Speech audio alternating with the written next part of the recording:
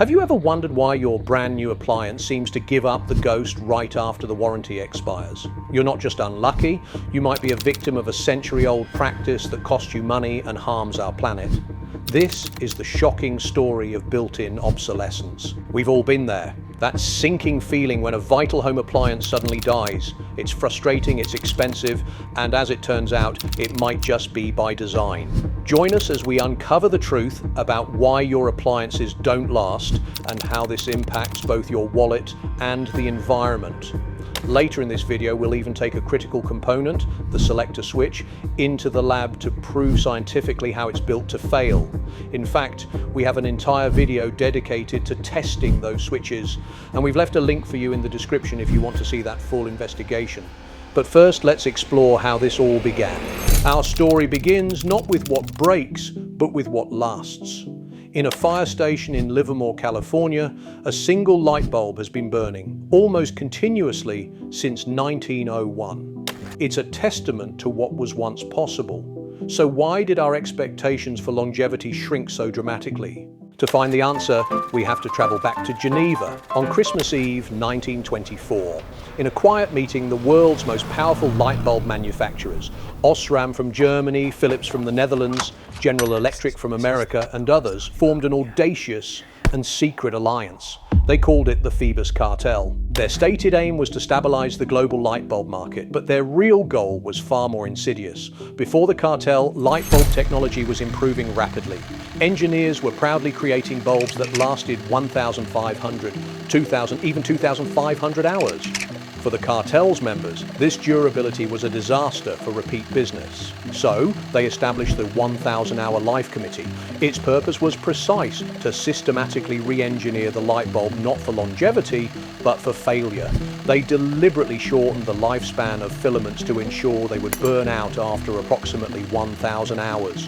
And here's the most scandalous part: they enforced it with an iron fist. The cartel created a meticulous system of fines. Member companies had to send their bulbs to a central testing lab in Switzerland. If a company's bulbs lasted significantly longer than the 1,000-hour limit, that company was heavily fined. The better the product, the bigger the penalty. This was the birth of planned obsolescence on a global scale.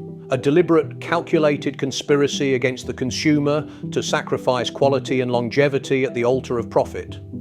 The Phoebus Cartel may be long gone, but its playbook, engineering products to fail, is a practice that the modern appliance industry seems to have perfected. Let's take a look at a modern example: the Tumble dryer. On the surface, the heat pump model seems like the eco-friendly, money-saving choice. But is it really? While it uses less energy per cycle, it takes a staggering 2.5 times longer to dry your clothes compared to conventional models. And when they do fail, that's when the real nightmare begins.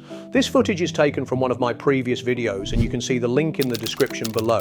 This is the inside of a 5-year-old heat pump dryer.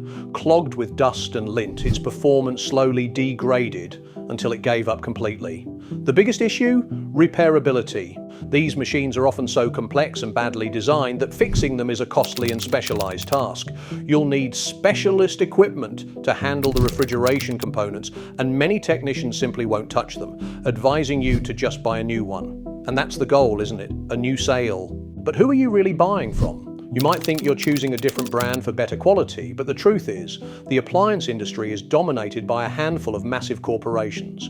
Brands you think are competitors are often owned by the same parent company. Hotpoint, Indesit, and Whirlpool, all connected. Bosch, Neff, and Siemens, part of the same family. It's an illusion of choice, designed to keep you buying no matter which logo is on the front. To prove this isn't just a theory, we took a closer look at a critical component, the selector switch. In a controlled lab environment, we tested switches from different brands. What we found was shocking. Some switches, made with cheaper materials and cutting corners on crucial components like silver contacts, failed after just a few thousand cycles, far short of what a consumer would expect. This isn't accidental. It's a calculated decision to save a few pennies per unit, knowing it will lead to failure down the line. It's built-in obsolescence, proven by science. So, what does this all mean for you, the consumer, and for our planet? First, the cost. You're forced to replace appliances far more frequently than you should have to. That energy-efficient heat pump dryer that saved you a little on your electricity bill ends up costing you hundreds more when it needs to be replaced after just 5 years. Second, the environmental impact. Every discarded appliance ends up in a landfill, a mountain of e-waste that is growing every single day. The resources used to create these machines, from the metals to the plastics, are wasted. The so-called green choice becomes just another piece of trash. So what can we do? We can demand better. We have the right to repair our own products. We have the right to products that are built to last. It's time to hold these manufacturers accountable. Before you buy your next appliance, ask the tough questions. How long is it designed to last? Are spare parts readily available? Is it designed to be repaired?